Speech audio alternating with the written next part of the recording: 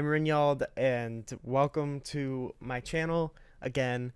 I want to talk about what may be the worst show I've ever seen. Going to be more so just a recording of my raw general thoughts after watching this, with intermittent clips of my raw first reaction, spliced in. Keep in mind that this is not going to be my permanent recording setup, or at least it probably won't be. And I hate saying this, but my videos primarily get recommended to Republicans and right-wing leaning people.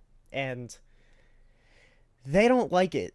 Like, those people do not like my shit. So if you are interested in supporting this channel, or if you enjoy the content that is on this channel, I hate begging for it, but like, if you could leave a like, that'd be great. If there's more dislikes than likes on a video, it's probably not going to get recommended. So if you want, this channel to be a larger thing than what it is, leave a like.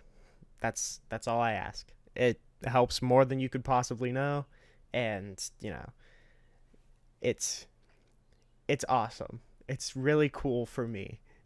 The World According to Billy Potwin is a show produced for the Blaze TV, which you may know for Steven Crowder or Glenn Beck, who fucking suck, I know. And it's weirdly got like a ton of star power. Granted, it's kind of washed up star power, but it's still star power. Its big selling point is that it kind of co-stars Kevin Sorbo, who is an actor that most people know from God's Not Dead, but also played Hercules. And it also, like, they didn't use this as a selling point at all, but it also co-stars the fucking Damn It Janet guy from, Rocky Horror, which is really fucking weird to me that he's just now in, the Blaze TV. Imagine Malcolm in the Middle, but all of the characters lack any sort of charisma, and that's this show. I literally just have to like wrap my head around this, and if I just did the raw reaction thing, it would be so overwhelmingly negative that like all of you would be in a bad mood from watching it. So we start by seeing this kid named Billy Potwin, and we find out that he was expelled from his school, and he gets a call from his friend saying that like they made it no homework day because he got expelled, which is, teachers not assigning work whenever someone's not in the class like teachers do. Is he implying that the teacher didn't give homework because some kid got expelled? Yeah, fuck that kid. Free homework, everybody. Fuck him, though. But fuck that one kid. And also free homework, but fuck that kid. So he ends up being homeschooled by his mom instead. And his mom opens up with environmental science. And she opens up specifically with the idea of climate change. And little stinky 4chan kid, Billy Potwin, takes issue. And he basically hand waves away all of environmental science by just saying, "Nuh-uh." Environmental science. The consensus of the world scientists agree that man-made activity has led to global warming and climate change. And if we do not reduce our carbon footprint, the polar caps will melt, and the rising sea level will put major American coastal cities underwater. So New York, Miami, and Los Angeles underwater. What's the downside? Billy, this is serious. You're gonna have a test on this. Be that as it may, I'm not buying what you're selling. I am not selling anything, young man. I am trying to teach you. And I love learning, but even an idiot can tell that this is bogus. Wow, Billy Potwin is so goddamn red-pilled. Holy shit. Nothing there was intuitively wrong. Like, even a bozo could tell that that's wrong. Good job, Billy. You really put an end to all of environmental science right there. Don't make homeschooling any harder than it has to be. Okay, please? I'm just saying, you gotta look at both sides of the equation, which I don't see in this particular narrative. The fuck? What? Do you think if anyone were in a normal science class and they were like, and the Earth's rotation, and they're like, you're not showing both sides of the story. Some people think the Earth is flat, so let's be a little bit more unbiased, science teacher. No. There's not, like, really a valid second side. That's our understanding of the situation.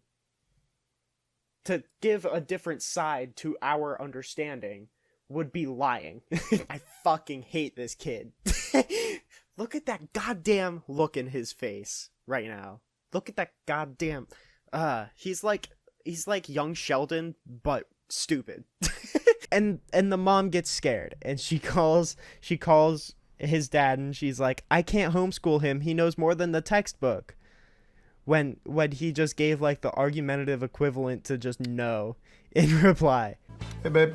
I know public school wasn't a challenge for Billy, but I don't think homeschooling is the best idea. Well, what's the problem? He knows more than the textbooks. No, he doesn't.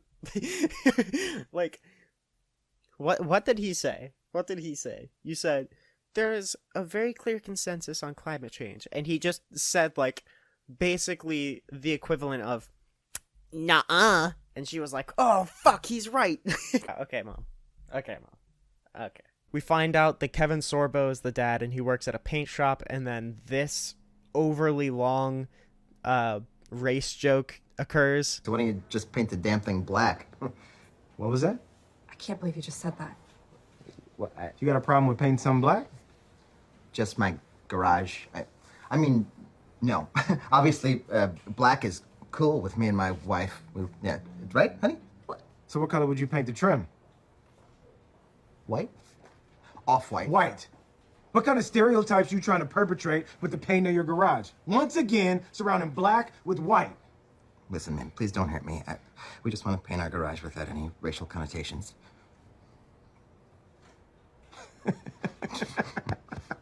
You want to tell me how the left can't make jokes anymore?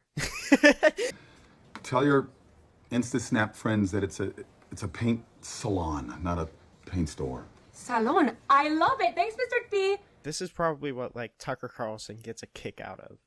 And that is so sad to me. This is what comedy is to them. And this is what they're trying to preserve.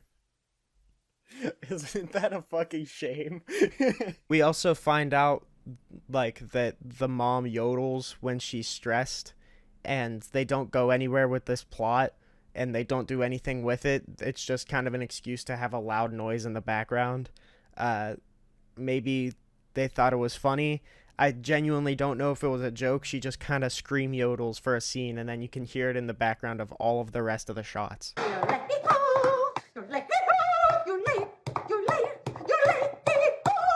See, it's funny because it's loud. The homeschooling thing gets taken absolutely nowhere. It almost just seems like an excuse to get him out of school, but just, like, set it on a weekend instead. I don't know. It was really stupid. It just seemed like a way to shoehorn in, you know, criticism of climate change. The sister ends up walking in, and the whole family learns that there's a planned protest of some climate deniers speech that they're doing on part of their lesbian literature class in college. Like, shit that would only happen in a sitcom written by a bunch of conservatives. And, you know, Billy goes and he spells the thing wrong and does a really funny face. Helping make America great again is better than 1,000 bankers at the bottom of the ocean. At least in the world, according to Billy Potwin. Pubic menace? That's my boy.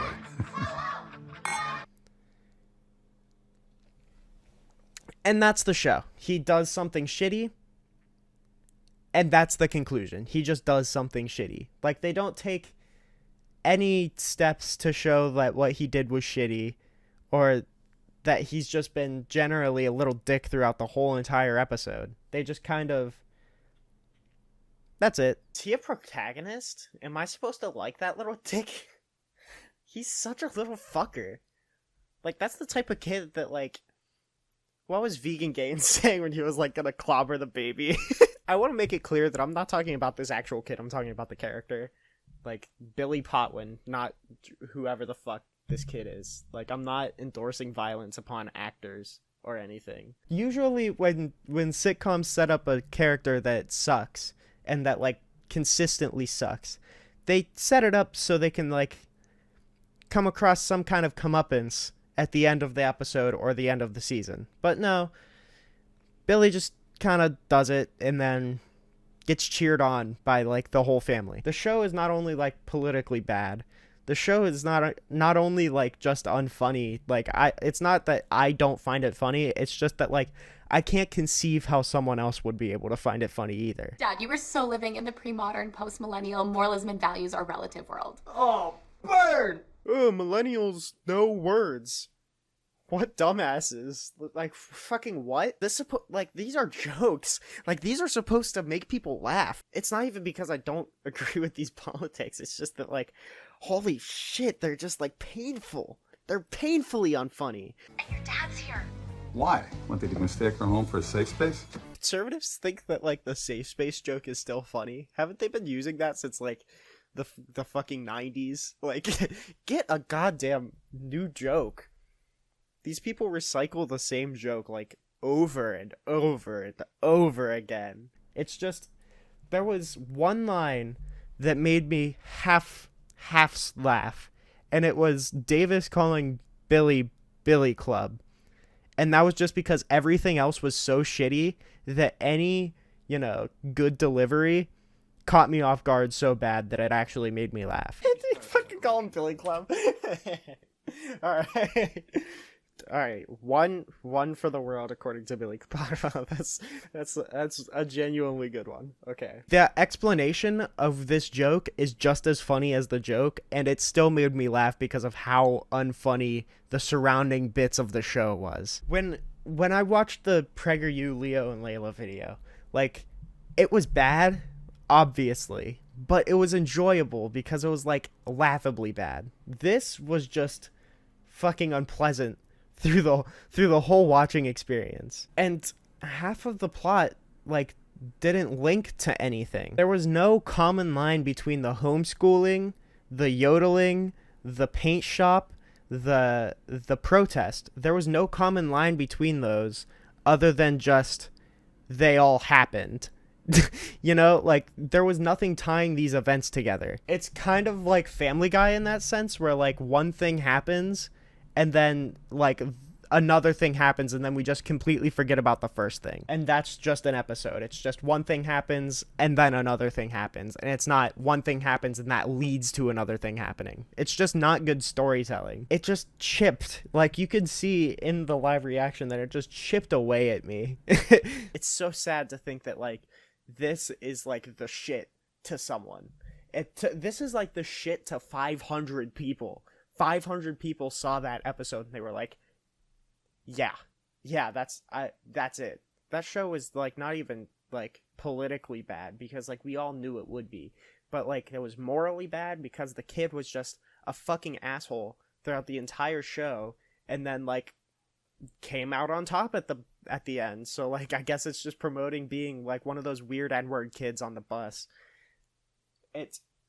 It showed it expressed the importance of having opposing opinions, but then made any fucking left-leaning person, like left-leaning a fucking Mitch McConnell, as like a fucking Neanderthal. And not to mention that any attempt at any social commentary fell fucking flat on its face. And the funniest joke that they made in the entire show was a pun that I laughed at only because the rest was so shitty in comparison that it caught me off guard. Sorry if this was more cynical, it's because it was. I hated that. I'm Rinyald. I really don't know how this video is going to turn out, so if it feels kind of disjointed, sorry. If you like this, then subscribe. If you like this type of content, then subscribe to the YouTube channel. If you want more raw, unfiltered shit from me, I host a podcast called The Yald Show, and you can find it either on this channel or on Spotify.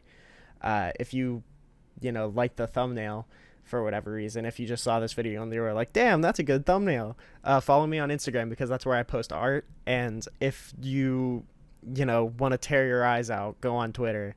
And while you're on Twitter, follow me.